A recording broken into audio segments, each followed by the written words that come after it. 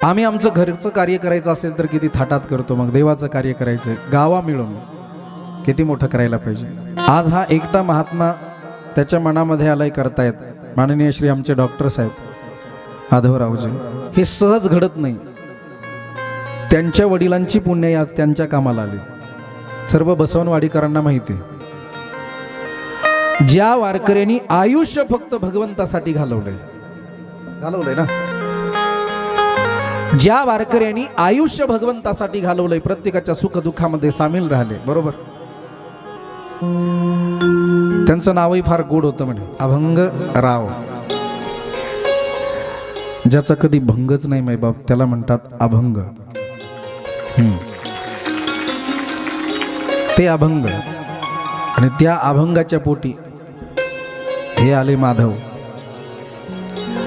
ज्या पित्यानी आयुष्यभर परमार्थ केला, पैसा नसेल कमवला पण आपल्या लेकराला सुसंस्कारिक बनवलं, याच्यासारखं धन या जगाच्या पाठीवर दुसरं कोणतंच नाही।